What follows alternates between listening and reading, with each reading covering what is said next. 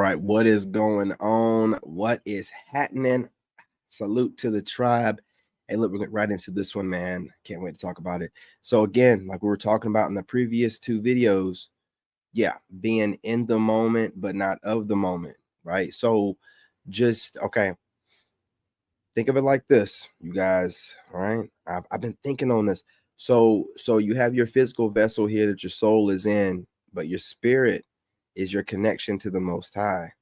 And the way that you connect your spirit to the Most High is through your mind. I'm saying through your mind.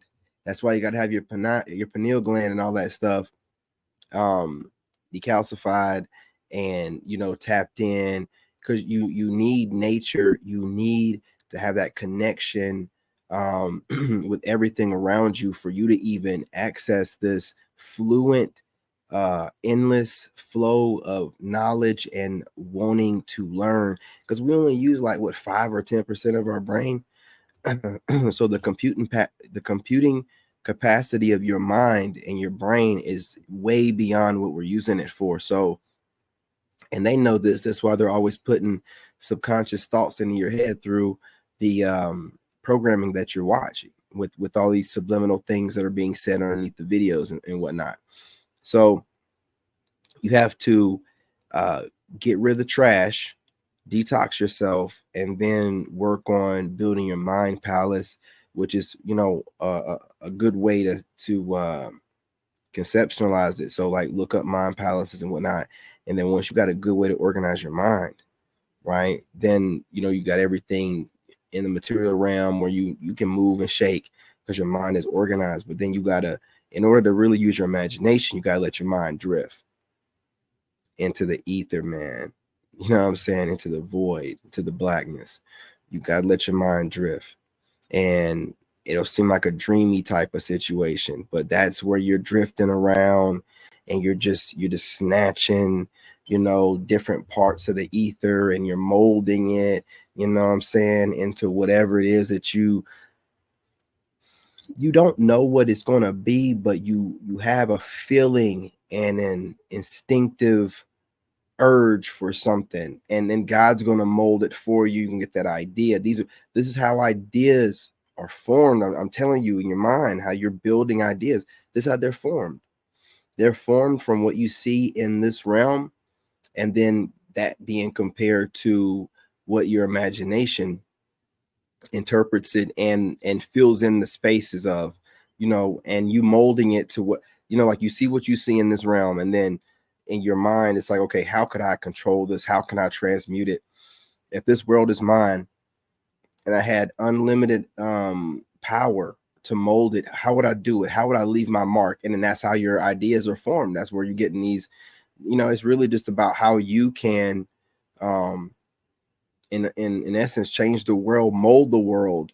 And that's how God gives you the different ideas of how to get that done, through whatever you come up with. And then you see what artists do, actors, people that leave, that invent stuff.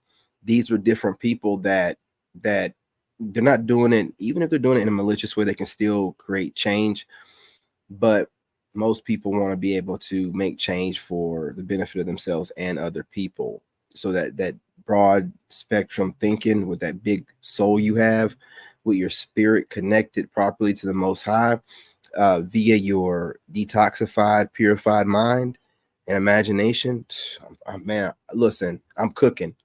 I told y'all, man, I'm really putting in the work to give y'all really good content, to give you something to really think about, because a lot of people wonder, what is it that he's doing all day? And I think about stuff like this. You know what I'm saying? Like I think about, why do I think? I think about, how are my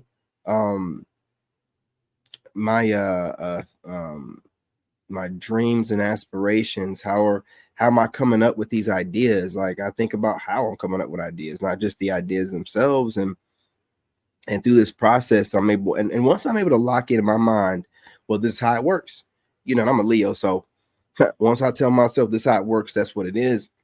So now I done conceptualized, how I believe that I pull ideas out the ether from the Most High God, using the power of the Most High God to form the universe, to mold it to my will, with whatever I decide to create. That's why you're God in this realm. You're little g. You know what I'm saying? You are the embodiment of the living God. You're able to craft and mold this reality via your ideas that you project outwardly, and how well you articulate them, and how you can get people to believe in what you're presenting to them. And then that belief and that faith in you, turns into knowing, and then it's able to manifest materialistically in this realm as something, whatever it is you're working on.